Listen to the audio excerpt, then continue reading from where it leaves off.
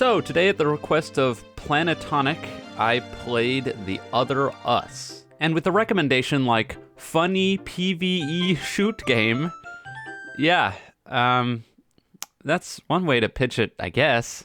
On the real though, The Other Us is a very interesting game because on the one hand, there are a lot of things, especially from the visual and atmospheric sense, that are really, really, really good and some of the best on the platform. And then, on the other end, things like, the game itself are horrible. They're really, really, really, really, really, really bad. And the unfortunate reality is that, unlike a game like Pressure, where I had similar sentiments, I feel like the gameplay of this one just completely dumpsters the whole thing. Anyways, let's start from the very beginning as to what The Other Us is. And that's pretty obvious because it says it right there on the title in big all caps, horror. And as a lot of you know, I'm not a big horror game guy. So as somebody who gets scared easily and doesn't like getting scared, is The Other Us scary? No. No, it just isn't. There's absolutely nothing scary about this game. From the start of my playthrough to when I stopped playing, it was not scary a single time. So if you're making a horror game and it's not scary, well, you failed, I guess. Now, I think the most important thing to discuss about this game is the gameplay loop and why it effectively tears down the entire rest of the game. The gameplay loop of The Other Us is pretty simplistic. You spawn into a map, there's 5 different things on the map that you need to pick up. You go around solving puzzles and opening doors until you pick up all the 5 things, and then you teleport to another map. While you're doing that, if you're on a map where weapons are allowed, then monsters might show up and you can shoot them.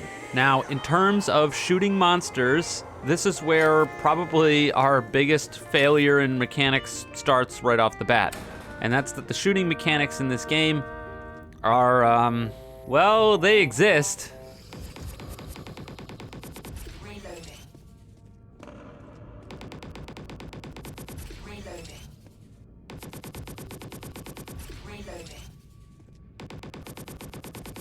Reloading. This has to be some of the least impactful shooting of a weapon in any game I've played. It's really rough. When you combine the completely non-impactful firing of your weapon with the constant AI-generated voice sample of reloading, reloading, reloading, reloading, every single time you have to reload, which is a lot because you only have 15 rounds and all of the monsters in the game take more than 15 shots to kill, yeah, it gets pretty grating. And it gets even worse when you consider the fact that basically all of the enemies that I fought were identical. Now, later on, there might be some enemies with different mechanics. I wouldn't know because I couldn't be bothered to get there. Sorry, not sorry. Regardless, the enemies that I found walked straight at you and hit you. That's what they do. So they walk at you and you shoot them until they're dead. Riveting stuff. Now, when you do kill them, there's a pretty cool mechanic where if you pick up the entity that you killed, if you bring it back to the place that you spawned, you can sell it for extra currency. This would be a pretty interesting system, except for the fact that some genius made it so you can only pick up one entity at any given time. Why?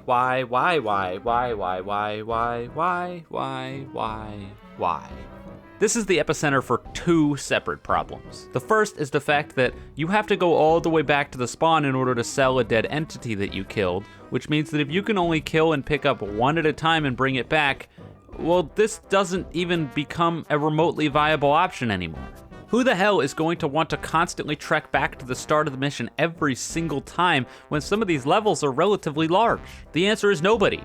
Nobody wants to do that because that's a pain in the ass. So that's already an issue, but the even bigger issue is that from what I could tell, after you kill an enemy, they either instantly respawn after a certain amount of time if you don't pick them up, or just get back up from being dead after a certain amount of time. Which obviously causes a lot of problems when you've killed an enemy and you're still in a small enclosed area, but you know that if you stay around for another minute or 2, the guy's just gonna get back up and start killing you again while you're trying to look around for stuff.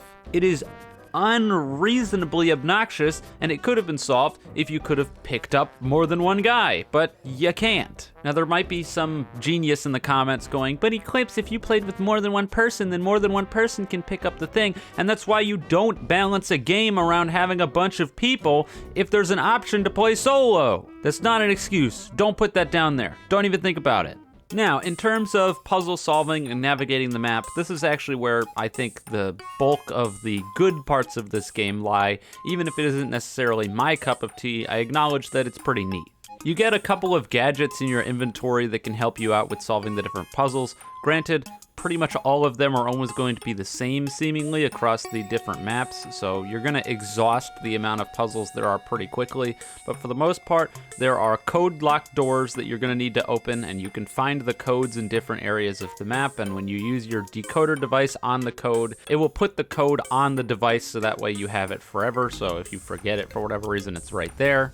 The most interesting puzzles probably stem from this device that lets you transcend dimensions, which can kind of let you go through certain walls. Now, I think this device would have been better and more interesting if it made you immune to the enemies as well, and we'll get into that in just a minute. But just for right now, while we're on the topic of the way that the puzzles work and things that I thought were fun and cool, it's really interesting when you get to spots that you need to use the decoder device, but sometimes it isn't clear enough, and the developer knew it wouldn't be clear enough, so then they felt the need to plaster a big use decoder device thing on the screen in order to make sure you knew, and at that point it feels like the novelty almost sort of wears off, but it's still neat.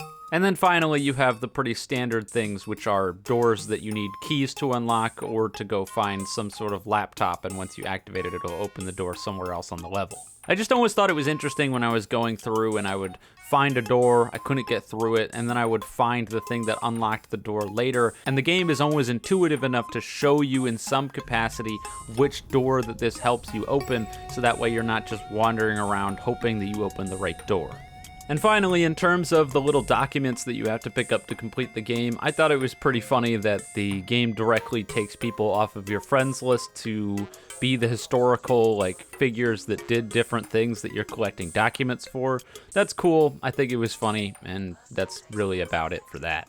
Now, the elephant in the room for the biggest failure of this game, and the thing that made me go, yes, I will 1000% not be playing this anymore, because it's abundantly clear that either nobody tested this or the people that did had no idea what they were doing, was the level where it took my weapon away.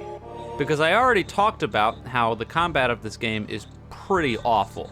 So I actually had high hopes for when the game took my weapon away, because I was under the impression that, hey, if you don't have a weapon, you might have to interact with more mechanics in order to avoid or dodge monsters, right? Fucking wrong. You get no extra mechanics. And not only that, but the enemy AI is abysmal. It is horrifically bad. We're talking Blox Fruit bad. They can barely ever get through doors in order to get to you, and when they can, they usually get stuck on the nearest piece of geometry. Now, you would assume that maybe that would be a good thing, right? Because if you can get the AI stuck on a piece of geometry, then you can get past them. Well, wrong. Because in order to get past the enemies, your best bet is usually to lead it into a point where you can go around. But that's not an option if it gets stuck on something in the middle of the room. So if you go left, you get hit. If you go right, you get hit. And then you're screwed. But the biggest sin that the game commits is the fact that these enemies do not have any sort of wind-up time on their attack at all. Which means running past them, if you don't have a ton of clearance, is completely out of the question. The second that you run past them, you will get hit every single time, 100% of the time.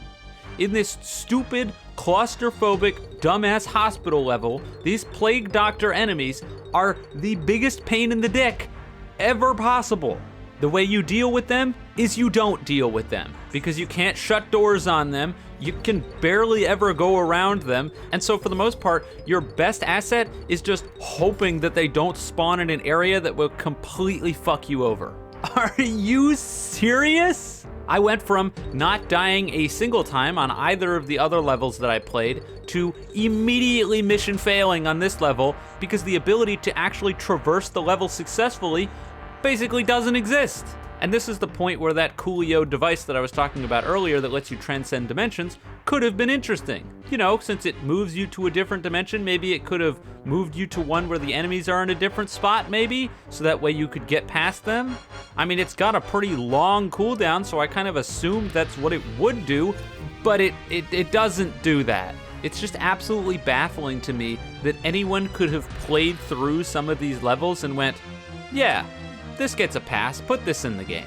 And listen, there's a non-zero chance that there's somewhere on the level that explains some catch-all way to deal with the Plague Doctor enemies. I mean, after all, when I was playing on the previous level that introduced these black spider-like enemies, there was a text entry that I found that said that they would only attack you if you shot them first, and I had just been blasting everything up until this point, and so this made the level slightly easier because I didn't have to fight these guys every time they showed up. But the thing is, that little bit of knowledge that I found made the game easier, not made it possible. Because going through this mission is borderline impossible without whatever way they intended to deal with these enemies, if there even is one to begin with. And I mean, sure, you could brute force your way through here, just tanking damage, and once you know where all of the different spawn points are, once you've memorized them, then you can just blow through this in 2 minutes, but that's not good design.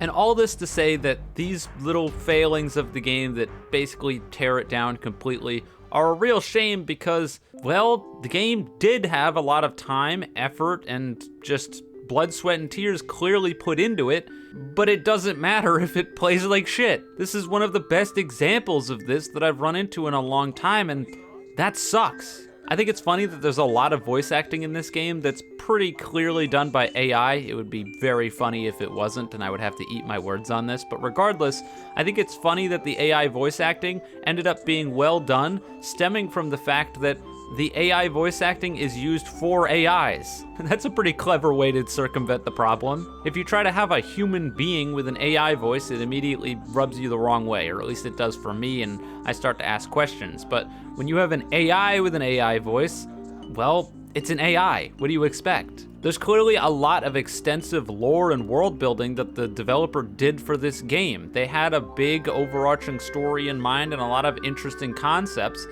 but none of that matters when nobody wants to actually play the game because the game just isn't very good. To put it simply, their shooting mechanics in AI need a lot of work, and the levels where you don't have a weapon also clearly need a lot of work because, well, having an inability to dodge enemies when the entire level is based around dodging enemies is a real problem. Anyways, if this looks interesting to you, I don't think the game is completely irredeemable. If you're a fan of horror games that aren't very scary, I guess, on Roblox, I'll be linking in the description as I always do, so you can check it out. But other than that, if you're not a hardcore horror guy or don't find these games very interesting, you could probably give this one a pass, because, well, I didn't have a lot of fun with it. Anyways, with that, I am wrapping up here. Naturally, if you enjoyed the video, you can leave a like and subscribe. If you didn't, don't. And with all that being said, have a wonderful day, night, wherever you are, and I'll see you guys next time.